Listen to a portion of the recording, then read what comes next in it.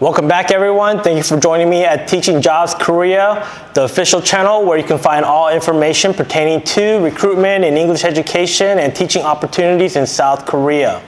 In today's video, I'm going to talk about the requirements of what a teacher needs to be eligible to teach in South Korea under the Korean labor law and under getting the proper visa sponsorship and also getting registered at the MOE, Ministry of Education, to become a teacher. Number one, you need to be from one of the 7 English-speaking countries that's allowed to teach in South Korea, which are the USA, Canada, UK, which includes Scotland, and also Ireland, Australia, New Zealand, and South Africa. Number 2, you must be in good health, meaning that you have to be able to pass a health check, which you will be doing when you first arrive into Korea.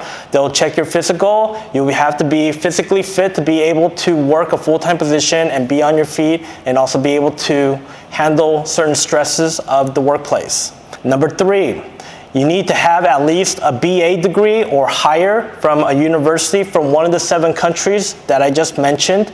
Even if you are a US citizen or a UK citizen and you're coming to Korea to teach and let's just say you went to college in Italy, unfortunately you will not be eligible. The college that you go to or the university that you graduate from must be from one of the 7 English-speaking countries, or you must have a bachelor's or master's degree from Korea as well, which you can also be eligible for.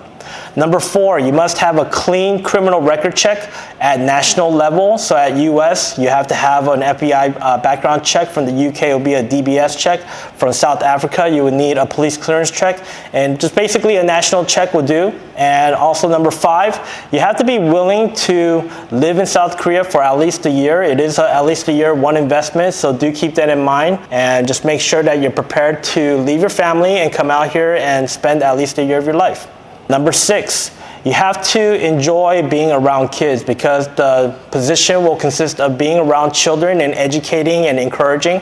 So I think you have to have patience and try to have the understanding to get to know your students. So you really have to really enjoy being around kids if you want to teach in South Korea. And the next thing that I would like to discuss will be the document requirements for eligibility to be able to teach in Korea. First, you need to have a notarized copy of your degree with an apostille. Now, I say notarized copy because we suggest that you do not get your original degree apostilled, because once it gets submitted to the immigration office to start your visa process, it does not get returned to you. So make sure to get a notarized copy of your degree apostilled. Number 2, you need a national level background check.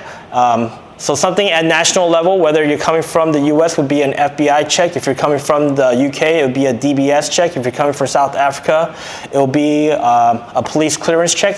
So a police clearance check that would have to be at national level. And number 3, you would need to have a valid passport that's good for more than 6 months on the expiration date. And I know for some countries it does take a little bit of time to apply it and get the passport. So I suggest that you look into that on the timeline and apply for it in accordance with the start date that you are aiming for.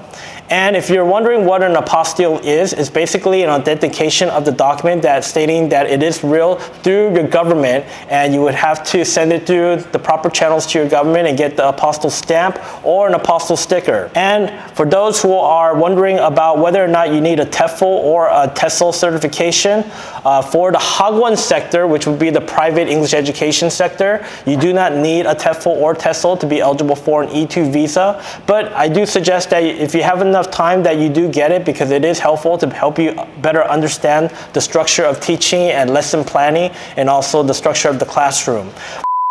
Thank you for joining me today, and hopefully the information that I provided was helpful in helping you understand what would be eligible to teach in South Korea, and I'll be back with more videos pertaining to Teaching Jobs Korea and information on recruitment. Thank you, and please make sure to subscribe if you haven't, and also give me a like. Thank you very much, and see you again.